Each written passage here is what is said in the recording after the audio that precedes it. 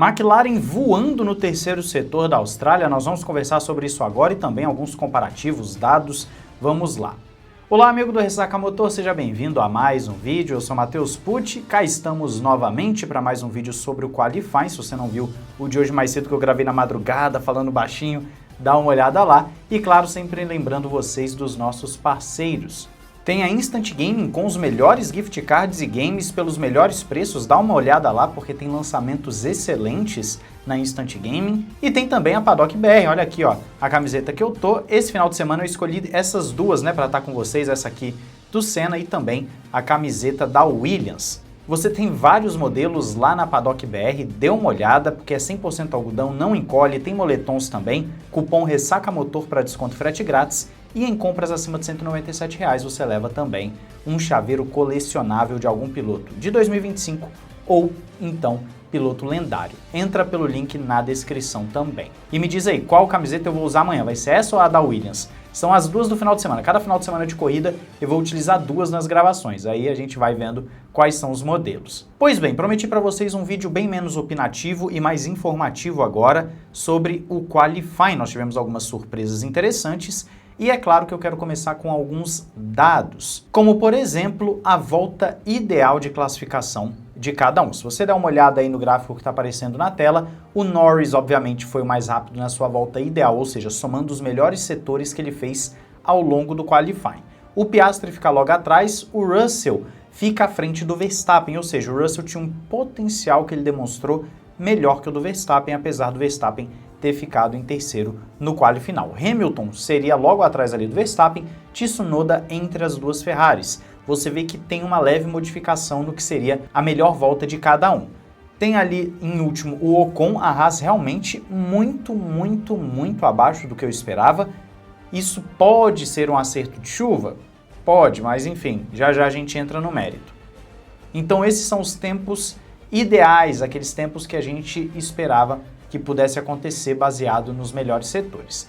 Tem também um comparativo de Melbourne classificação do ano passado para esse ano.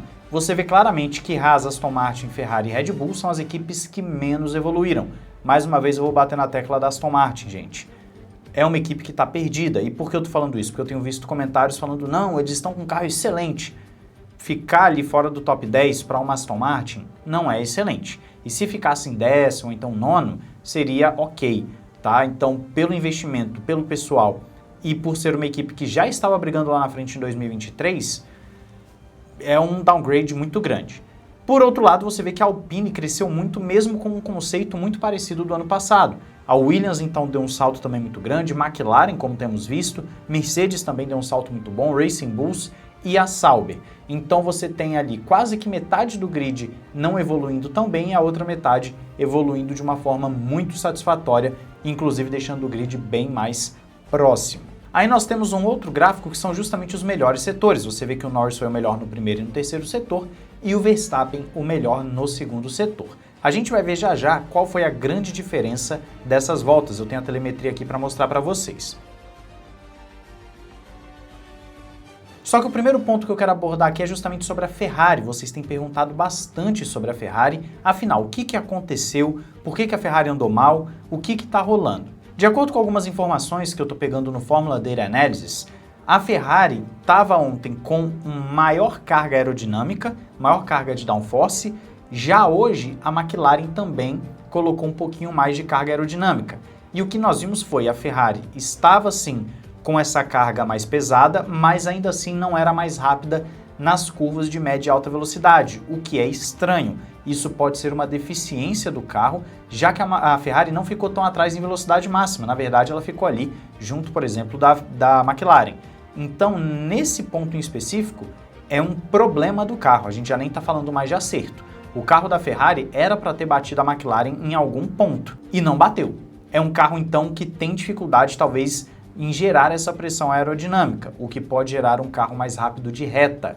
Então, pode ser que a gente já esteja vendo alguma fraqueza ou também algum ponto forte da Ferrari, dependendo do ponto de vista que você queira adotar. A Red Bull tinha um downforce menor e uma geração, vamos assim dizer, de pressão aerodinâmica legal, não era nada absurdo, enquanto a Mercedes faltou, ela não teve o downforce necessário para fazer um grande qualifying, apesar do bom resultado do George Russell. Está sendo dito que o acerto de suspensão da Ferrari seria o motivo do carro não ter performado tão bem quanto eles gostariam. Eles ainda não conhecem a suspensão e os melhores acertos, então eles tiveram uma queda de performance acentuada de um momento para o outro e também gera esse déficit na capacidade de fazer curvas, mesmo tendo uma carga aerodinâmica acentuada que era para fazer com que esse carro andasse bem ou muito bem em situações de curvas médias e alta velocidade. Então a grande questão aqui é o que está acontecendo na Ferrari. A Ferrari vai ter que descobrir qual é esse seu pacote, o que está rolando, para ver se eles realmente vão ter um pacote bom o suficiente para brigar por título. Então vamos tentar entender aqui o que aconteceu na Ferrari. Eu estou aqui com a telemetria aberta, então você já vê logo de cara nesse comparativo Norris e Leclerc, tá? Esse aqui é o primeiro Norris e Leclerc que nós temos para identificar o que rolou. Por quê? A McLaren mais rápida contra a Ferrari mais rápida. Então você vê na parte laranjinha que é a parte em que o Norris foi mais rápido. O Leclerc foi mais rápido em partes específicas, principalmente em curvas. Você vê justamente no miolo de curvas. Aqui você já tem uma ideia do que está acontecendo. Então vamos lá. Em velocidade máxima, vem o inverso de ontem. A Ferrari mais rápida que a McLaren. Já nas curvas você vê que a Ferrari tinha uma velocidade menor. E isso vai rolar por várias vezes ao longo da volta. E quando você olha o delta, o Leclerc só foi mais rápido do que o Norris bem no início da volta. Se eu clico aqui, ó, que foi o último ponto em que ele foi mais rápido do que o Norris, você vai ver exatamente aqui no mapa, ó, que é o final da segunda zona de DRS. É basicamente no finalzinho, no meio da curva. Então, o Charles Leclerc até ali conseguia competir. Entrou numa parte em que você exigia um pouquinho mais do carro e que não era só DRS necessariamente, ele foi perdendo, foi perdendo, foi perdendo, foi perdendo. Nas curvas ele até chegava um pouquinho. E aí aqui no terceiro setor é onde está a mágica da McLaren. Você vê claramente que daqui em diante, ó, desse ponto em diante, deixa eu clicar aqui para você ver no mapa, justamente indo já para a última curva, simplesmente você tem um ganho exponencial do Lando Norris. E isso não é à toa. Se você olhar aqui no gráfico da aceleração do Charles Leclerc, você vê que se torna uma aceleração muito mais inconstante em comparação com a do Norris, justamente nesse final da volta. É muito mais inconstante, muito mais até do que no início da volta. Você vê que vai sendo uma aceleração, ó, enquanto o Leclerc já está com 97%, o Norris, perdão, já está com 97% de aceleração, o Leclerc aqui está com 74%. Claramente sem confiança. Então lembra que a gente falava que o Charles Leclerc estava mais confiante que o Hamilton no outro vídeo, acho que ontem, na Ferrari? Pois é, essa confiança não é o suficiente para você bater um carro que está mais redondo, que é o carro da McLaren. Então no terceiro setor, o Leclerc perde justamente por não ter confiança no carro. Naquela troca toda hora de lado, né? Você vai para a direita, vai para a esquerda, tudo mais, não conseguiu ter confiança no carro nesse momento. Sendo que pela carga aerodinâmica era para ter mais confiança, é isso que eu estou querendo dizer para vocês. Não era para a Ferrari ter sofrido tanto assim com essa carga aerodinâmica, era para ter sido um pouquinho melhor. Aí perdeu muito tempo em relação ao Norris na sua melhor volta, ficou muito atrás e isso obviamente acaba sendo preocupante para a Ferrari nesse sentido. A não ser, claro, que o acerto esteja muito voltado para a chuva amanhã, mas ainda assim, a McLaren parece mais redonda. O Hamilton reclamou do carro da Ferrari, falando que está mais difícil de se acostumar do que ele esperava. O Leclerc também falou que o carro não está equilibrado, ele está tentando entender ainda como o carro funciona. Então todos os elogios que eles fizeram lá na pré-temporada e que trouxeram aqui até ontem, até sexta-feira, os treinos livres, sumiu. Simplesmente sumiu, talvez por a temperatura estar diminuindo um pouco e essa Ferrari talvez seja um carro que não funcione tão bem em baixa temperatura. É uma possibilidade, não vou dizer necessariamente que é isso, eu estou jogando as cartas na mesa com o pouco que nós temos. E aí você vai me ajudando a entender esse quebra-cabeça que é a Ferrari. Mas agora falando do terceiro setor da McLaren, principalmente no que diz respeito à comparação com o Max Verstappen, que muita gente fala, né, poxa, o Verstappen ali no terceiro setor foi onde ele deixou a desejar. E realmente, a gente vai confirmar isso agora, eu tinha falado isso já para vocês no vídeo passado, que sem olhar a telemetria facilmente, o terceiro setor era o grande ponto, e aí agora nós temos o seguinte, o branquinho aqui é o Piastri, o laranja é o Norris e o azul o Verstappen. Você vê que o Piastri teve poucos momentos de protagonismo durante esse duelo com o Lando Norris. Inclusive, até comparado com o próprio Max Verstappen, o Piastri aparece pouco. O Verstappen consegue, em períodos de aceleração e também em uma outra curva, ter um melhor resultado, enquanto o Lando Norris é mais consistente. Então, o que acontece aqui na telemetria? O Verstappen tem mais velocidade máxima, você vê isso claramente aqui, e também começa a tirar o pé depois dos seus rivais.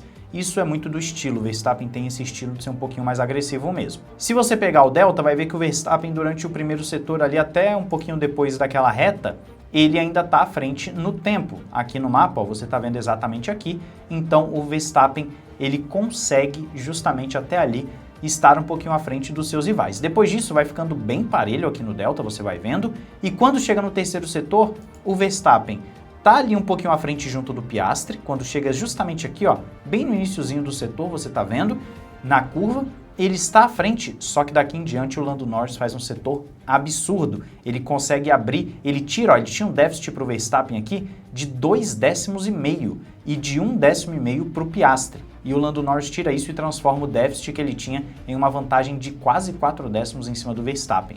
É muita coisa, tá? É muita coisa mesmo. Você vê que o Piastri até foi bem também aqui em relação ao Verstappen, mas perdeu para o Lando Norris. Lando Norris fez um excelente terceiro setor e o Verstappen e o Piastri sim, deram uma vaciladinha, deixaram o carro dar uma escapadinha, aquela rabiada e tal, não conseguiu necessariamente fazer uma excelente volta. Você vê claramente aqui a mesma coisa do Leclerc e Norris, né, o comparativo. O Verstappen no terceiro setor com uma aceleração muito inconstante. Ele não teve a confiança no carro para poder gerar esse terceiro setor e brigar pela pole position, e foi assim durante todo o qualifying. O Verstappen não acertava esse terceiro setor, ele não conseguia um terceiro setor à altura. Aqui você está vendo que as duas McLarens estavam já a 90% de aceleração e o Verstappen a 49%.